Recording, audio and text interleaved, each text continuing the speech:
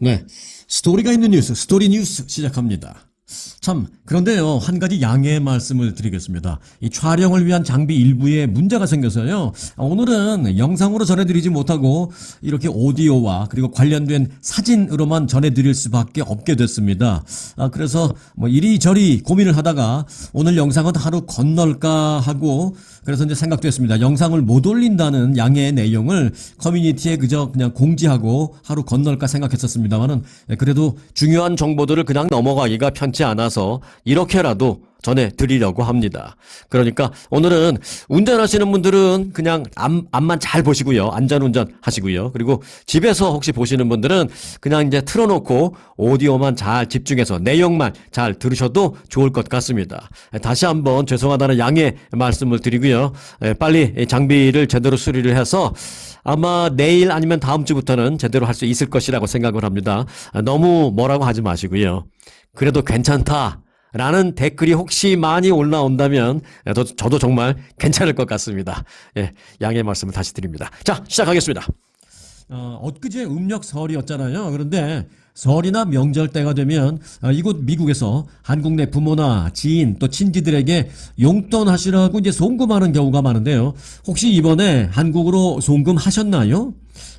LA 지역에 있는 한인은행들이 매년 이걸 통계를 내는데 올해 설날을 맞아서 한인은행들이 제공한 무료 송금 서비스를 통해서 한국으로 보내진 송금액은 전년 대비 많이 감소했습니다.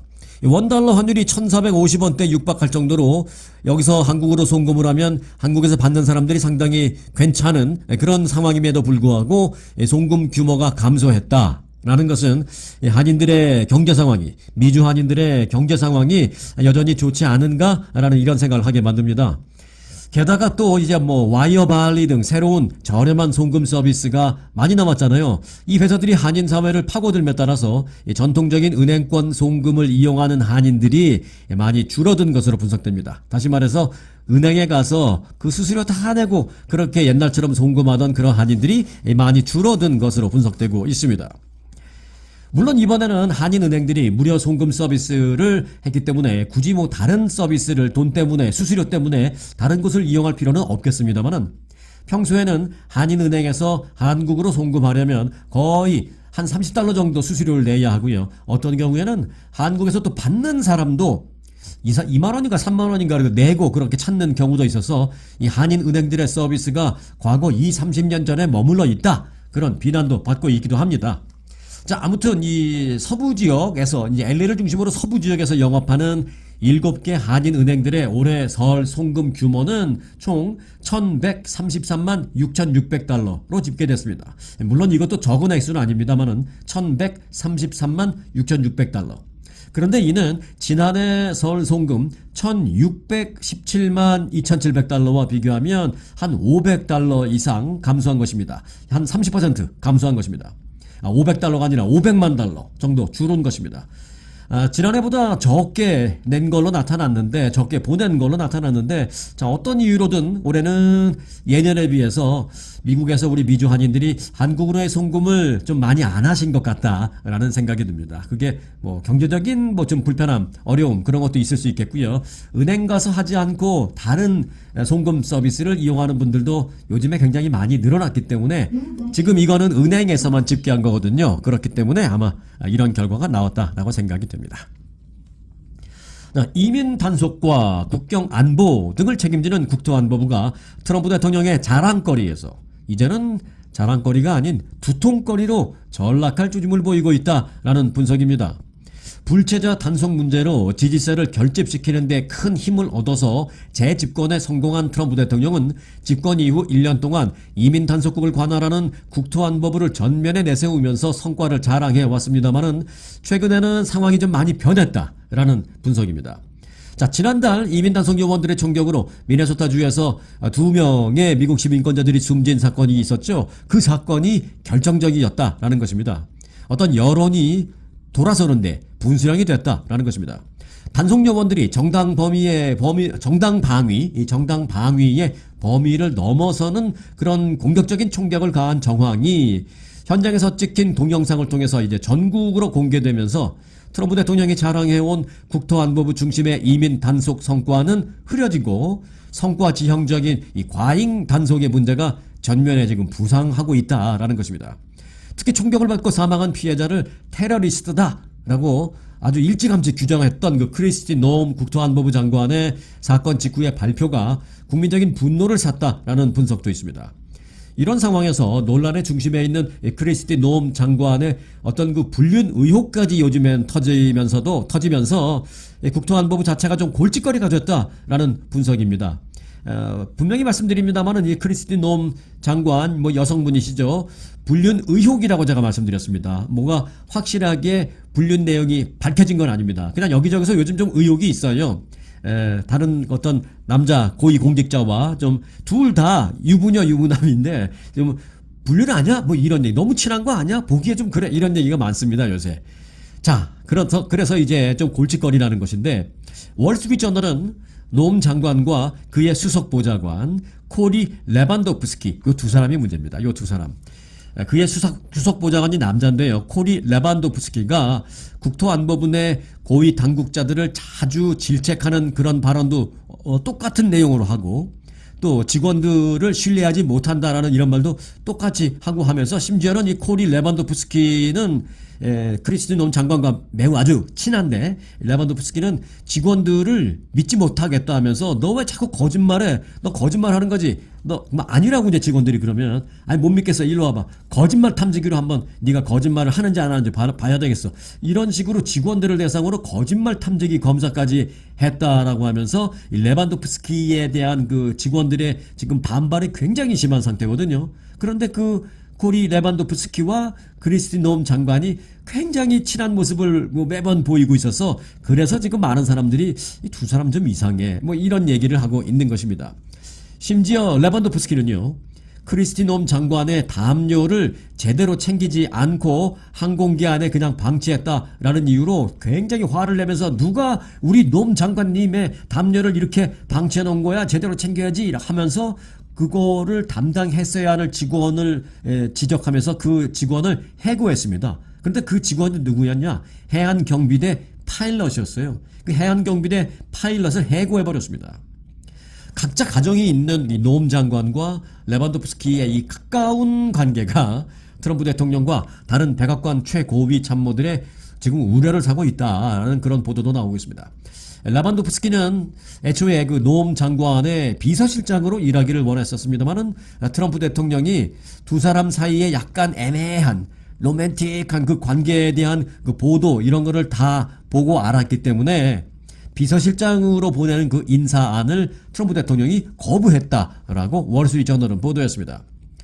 트럼프 대통령은 며칠 전, 지난 16일인가요? 이 플로리다주에서 백악관으로 복귀하는 전용기 안에서 이 노엄 장관과 레반도프스키의 관계를 둘러싼 그 루머에 대해서 기자들이 질문하면서 그런 루머에 대해서 대통령님 들어보신 적 있습니까? 라고 이제 질문을 하자 그것에 대해서 알아볼 것이다. 라고만 말했습니다.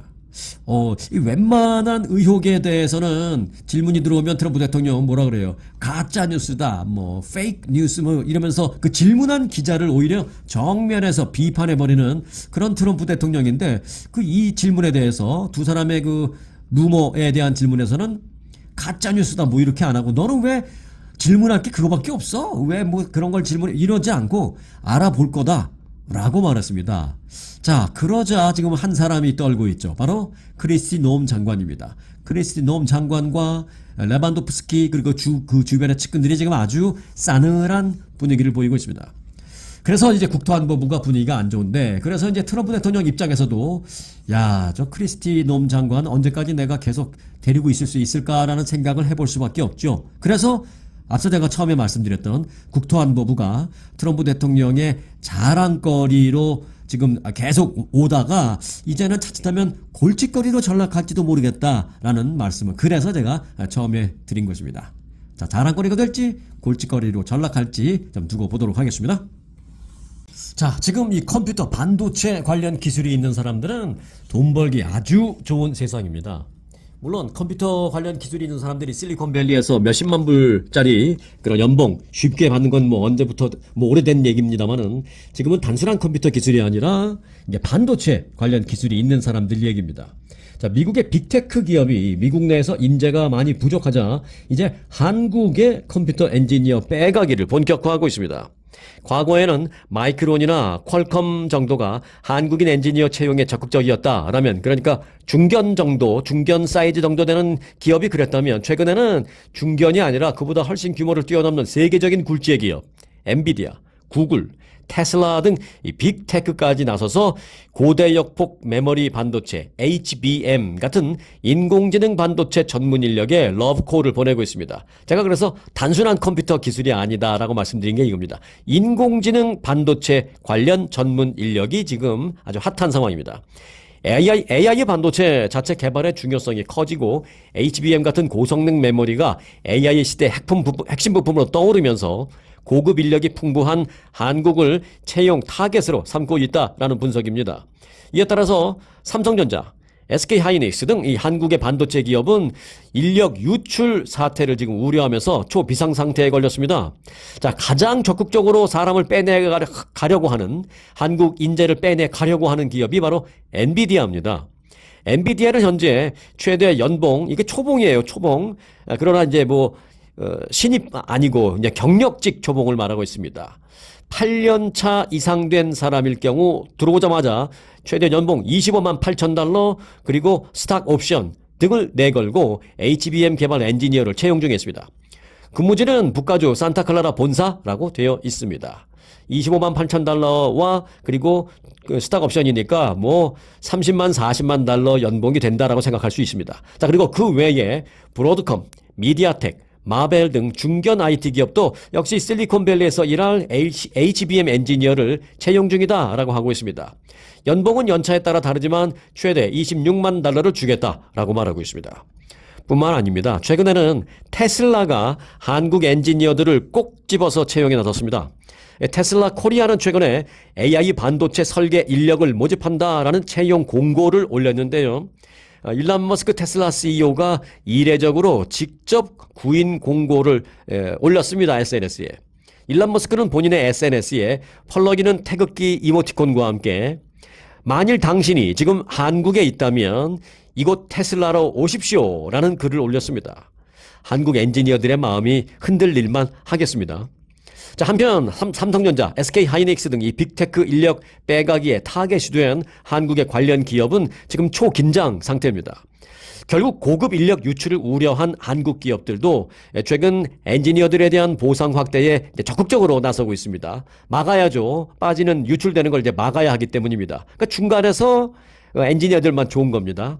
실제로 SK하이닉스는 영업이익의 10%를 성과급으로 주겠다라고 배정했는데 그러자마자 지난 연말에 바로 시행했습니다. 그래서 아주 말단 직원들의 경우에는 최소 한 10만 달러 정도 보너스를 받았고요. SK하이닉스 실제입니다. 그리고 고위 임직원들은 최대 몇백만 달러의 보너스를 받은 것으로 뉴스에 다 나왔었습니다. 이게 이제 결국은 인재 유출을 막겠다라는 그런 대책이죠. 또 삼성전자도 최근 목표 이상의 실적을 거둔 사업부 소속 엔지니어에게 추가적인 대규모 보상을 하겠다라고 밝혔습니다. 아직 주지는 않았습니다만. 자, 여하튼 세계는 지금 한국인 엔지니어 빼가기에 혈안이 돼 있고 한국은 지금 그들을 지키기 위한 대안 마련에 골몰하고 있는 그런 상황입니다. 네, 지난 2018년 4월 집권 1기의 트럼프 대통령은 미국을 방문한 프랑스 대통령 부부와 함께 미국의 초대 대통령 조지 워싱턴의 저택 마운트 버넌을 견학했습니다. 견학 도중 트럼프 대통령은 대뜸 조지 워싱턴이 왜 자신의 저택에 자신의 이름을 붙이지 않았는지 모르겠다라는 말을 했습니다. 그러면서 트럼프 대통령은 그는 바보다. 그가 똑똑했더라면 자신의 저택에 자기 이름을 붙였을 것이다. 물건에 이름을 붙여야지. 안 그러면 아무도 당신을 기억하는 사람 없다. 라면서 프랑스 대통령에게 이렇게 꼼꼼하게 얘기했습니다. 이게 제가 얘기하는 게 아니라 이렇게 똑같이 트럼프 대통령이 마크롱 프랑스 대통령에게 한 얘기입니다. 뭐 기억되고 싶은 그런 욕구 때문일까요? 아니면은 이름을 붙여놓고 나중에 다 그걸로 인해서 돈 벌기 위한 수단 욕구 때문일까요? 여하튼 트럼프 대통령은 재선 이후 지난해부터 수도 워싱턴 DC의 주요 시설은 물론 각종 주요 정책, 심지어 군사용 무기 등등 곳곳에 자신의 이름을 붙이는 데 열중하고 있습니다. 워싱턴 DC의 연구기관 평화연구소는 트럼프 평화연구소로 개칭됐습니다. 또 워싱턴 DC의 존 F 케네디 공연예술센터는 트럼프 케네디 공연예술센터로 이름이 또 바뀌었습니다. 국가기관이기 때문에 법적인 개명을 위해서는 의회의 승인이 필요한데요. 승인도 최종적으로 나지 않았는데도 그럼에도 불구하고 건물 외벽에 이미 트럼프 케네디 센터라고 간판을 바꿔버려서 지금 논란이 나고 있는 상황입니다. 자, 공공시설도 예외는 아니죠. 지난 5일에는 연방 자금을 지원해 준다라는 그 조건부로 워싱턴 DC 덜레스 국제공항과 뉴욕 펜 스테이션에 트럼프라는 이름을 넣을 것을 뉴욕주에 요구하기도 했습니다. 뿐만 아니라 새로 시행하는 정책, 심지어 신무기 개발 계획에도 트럼프의 이름을 붙이고 있습니다. 최근에는 미국인들이 저렴한 가격으로 의약품을 구매할 수 있는, 제가 지난주에 여러분들에게 상세히 보도해드렸죠. 그 값싸게 약품을 구매할 수 있는 웹사이트. 이 웹사이트를 만들고 이 사이트의 이름을 트럼프 RX 웹사이트라고 명명했죠. 트럼프 RX.gov. 이어서 공개한 신생아 연방 저축 계좌도 트럼프 어카운트라고 역시 자신의 이름을 붙였습니다. 이름뿐만이 아니라 자신의 모습을 활용하는 것도 주저하지 않고 있습니다. 올해 국립공원 연간 이용권에도 국립공원재단의 사진 공모전에서 우승한 작품 대신 트럼프 자신의 얼굴 이미지가 담긴 사진을 넣었습니다. 또 지난해 10월에는 재무부가 건국 250주년을 기념해서 1달러짜리 동전 발행 계획을 발표했는데 이 동전에도 트럼프 대통령 자신의 얼굴을 담기로 했습니다. 얼굴의 동전 양면 중에 한 면에 트럼프 대통령 얼굴을 넣는 것이죠.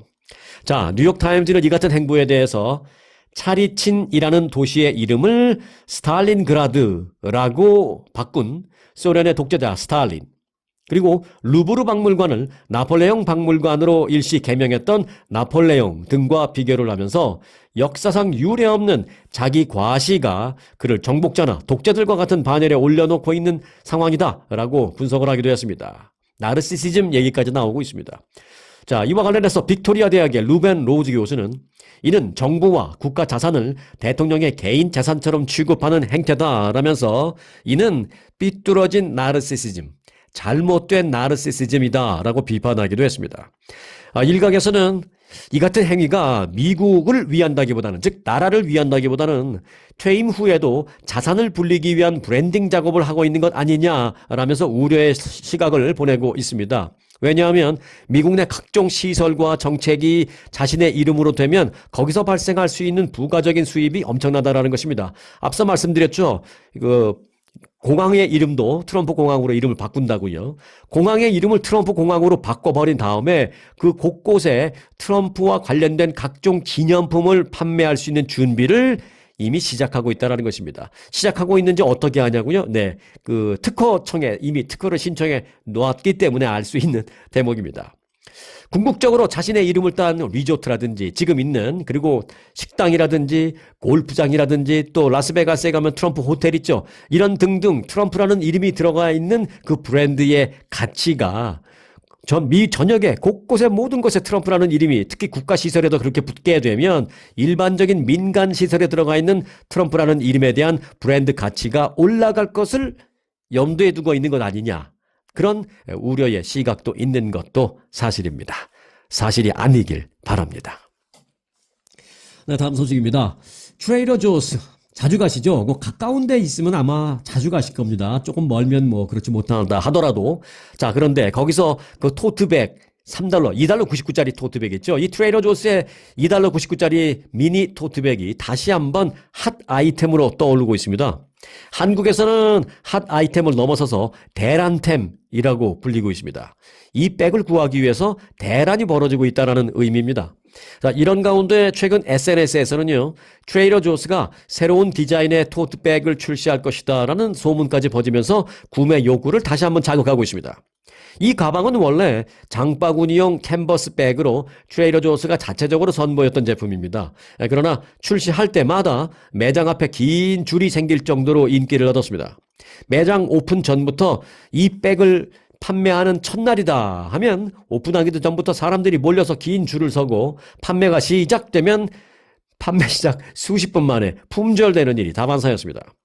일부 제품은 온라인 중고 시장에서는 이게 이제 $2, $99, 뭐 $3에 샀는데 요걸 사간 사람이 온라인 중고 시장에 올려서 몇백 달러에 판매하는 그런 리세일도 하고 있습니다. 심지어는 뉴스에 나올 정도로 기록을 세운 사람도 있었는데요. 요걸 $2, $99에 사갖고 나중에 $1,000에 되판 사례까지 나왔습니다. 중고거래 시에 지나치게 웃돈이 붙고 한번 품절되면 명품백보다 사기가 더 어렵다라고 하소연이 나올 정도입니다. 특히 지난해에는 핑크색, 블루색, 민트 컬러, 라벤더 컬러가 이 파스텔 톤으로 아주 멋지게 나오자 더 핫하다라는 반응과 함께 그야말로 패션 아이템으로 급부상하기도 했습니다. 이어서 지난해 가을에는 블랙, 오렌지, 퍼플 등 이 할로윈 색상 버전이 또 등장하면서 또 한 번 품절 행렬을 기록했습니다. 도대체 이 $2 99센트짜리 이 가방의 인기 비결은 뭘까 하는 생각을 안 해볼 수가 없습니다. 자, 그런데 몇 가지로 우리가 유추해 볼 수 있겠죠. 자, 첫 번째, 한정판이라는 것이 핵심입니다. 여러분들 좋아하시죠? 명품백이던 꼭 명품백 아니더라도 리미티드 에디션이다. 그러면 갑자기 빨리 사야 될 것 같고 또 빨리 사고 싶고 그렇잖아요. 사실 이 $2 99센트짜리 트레이더 조스 토트백도 무한정 계속 만들어서 판매하는 게 아닙니다. 그때 딱 만들어서 판매하고 없으면 끝. 그래서 어찌 보면 이것도 리미티드 에디션입니다. 한정판입니다. 요게 핵심이라는 거죠. 특정 시기, 특정 디자인으로만 풀리다가 보니까 색상별로 모으려는 어떤 수집 욕구를 자극한다는 것입니다. 실제로 트레이더 조스는 소금이나 꿀 같은 자체 제품을 출시할 때마다 아주 감각적인 패키징과 재미있는 마케팅으로 이 오픈런을 자주 불러일으키고는 합니다. 이 백은 그와 같은 마케팅 전략과 함께 자, 내가 이때 못 사면 다시는 살 수가 없어 라는 이 구하기 어렵다라는 그 희소성까지 계속 자극을 시키면서 이렇게 열광을 띠게 만들고 있는 것입니다. 자, 플러스 하나 더 있습니다. 이 패션 흐름도 한몫하고 있습니다. 최근의 최근의 트렌드의 변화입니다. 로고와 가격을 과시하는 대신에 꾸민 듯 안 꾸민 듯 자연스러운 스타일을 추구하는 현대 트렌드와 맞물려서 비싼 명품 대신 샤넬이면 샤넬 꽝, 에르메스 로고 꽝 이렇게 로고가 꽝 박힌 걸 들고 다니면 여러분들 왠지 좀 어색하고 좀 창피하다는 표현적이 좀 쓰긴 그런데 저는 솔직히 그래요. 그런 거 로고 꽝 박힌 거 들고 다녀 본 적도 없지만 창피해서 못 들고 다니겠는데 그래서 요즘 트렌드가 그렇답니다. 그렇게 대놓고 로고가 꽝 박혀 있는 그런 걸 들고 다니는 대신에 꾸민 듯 안 꾸민 듯 자연스러운 스타일을 추구하는 게 트렌드라고 합니다. 그런 트렌드와 맞물려서 비싼 명품 대신 소박한 장바구니를 드는 것이 오히려 더 힙하다, 더 쿨하다라는 인식이 퍼지고 있다고 합니다. 세대를 가리지 않는 인기죠. 실제로 한국에서는요. 최근 강남의 이 길거리에서 이 트레이더 조스 토트백을 들고 다니는 젊은 MZ 세대부터 중장년층까지 쉽게 찾아볼 수가 있답니다. 아니, 한국에 트레이더 조 있지도 않은데 어쩐 일? 네. 미국에서 다 들어간 겁니다. 미국에서 보내줬든 아니면 그 사람이 강남 거주자가 미국에 와서 사갔든 하여간 그렇습니다. 자, 또 다른 이유로는요, 브랜드 이미지를 꼽을 수가 있습니다. 트레이더 조는 이 미국에서 건강한 식재료와 합리적인 소비를 상징하는 브랜드로 여겨지고 있습니다. 그래서 이 가방을 들고 다니는 것 자체가 내 취향은 이렇게 건강한 식재료를 중요시하는 스타일이야 라는 소위 나의 건강한 라이프 스타일을 보여주는 어떤 신호로 받아들여진다는 것입니다. 이 명품 백에 목숨 거는 스타일이 아닌 소위 쿨한 인상을 준다는 것입니다. 한국에서는 이에 더해서 플러스 알파가 있습니다. 미국 현지에서만 구매할 수 있다라는 점 때문에 이 가방을 한국에서 들고 다닌다라는 것은 내가 미국을 최소한 한 번 이상 다녀왔다라는 것을 과시한다는 것이나 또는 최소한 미국에 가족이나 지인 또는 친구가 있다라는 일종의 어떤 인증처럼 여겨진다라는 그런 것입니다. 그러니까 강남에 많을 수밖에 없는 것이죠. 자, 하지만 한국이든 미국이든 이 트레이더 조스 가방이 또다시 이번에 화제가 되고 있는 이유는 뉴 디자인에 대한 기대감 때문이다라는 것을 간과할 수는 없습니다. 조만간 이 봄이 되는데 봄 시즌 새로운 컬러나 새로운 컨셉의 이 트레이더 조스 미니백이 또 출시될 것이다라는 얘기가 나오자 벌써부터 급 관심입니다. 하지만 실제 언제 나오는지 날짜, 몇 월 며칠 이 날짜는 트레이더 조는 발표하지 않고 있는 상황입니다. 그러니까 더 사람들이 애달게 계속 관심을 갖고 기다리고 있는 그런 상황입니다. 트레이더 조의 이 있던 전략, 이 마케팅 전략 이것도 대단히 뛰어난 건 말은 사실입니다. 자, 다만 과거에도 이 신상품 출시 때마다 오픈런 그리고 리세일 열풍이 재현됐던 만큼 이번에도 비슷한 현상은 이미 예상되고 있습니다. 식료품점의 토트백이 이토록 열풍을 일으킨다라는 점은 아주 이상하게 들리기도 합니다만은 그래도 뭐 몇천 불, 몇만 불짜리 명품백을 쫓아다니느라 혈안이 되어 있는 그런 현상을 보는 것보다는 그래도 훨씬 낫다, 훨씬 건강하다라는 그런 생각입니다. 재밌기도 하고 신기하기도 하고 그렇습니다. 자, 여러분도 트레이더 조스 토트백 좋아하시나요? 네, 올봄에 여하튼 신상 나온답니다. 자, 오늘 영상은 여기까지입니다. 지금 영상을 제대로 들려드리지 못하는데 이렇게 조금 부족한 상황으로 오디오 위주로 전해드릴 수밖에 없음을 다시 한번 여러분들에게 양해를 구합니다. 그리고 지금 그럼에도 불구하고 여기까지 끝까지 함께 해주셔서 고맙습니다. 자, 영상 마칩니다. 아주 특별한 아주 즐거운 아주 기분이 좋은 아주 편안한 아주 행복한 아주 추억의 남을 같은 코스 같은 일정이라도 추억은 차이가 납니다. 고객 만족도 1등 아주 투어. 내 인생 최고의 순간 1등 여행 아주 좋은 아주 투어 아주 좋은 213-388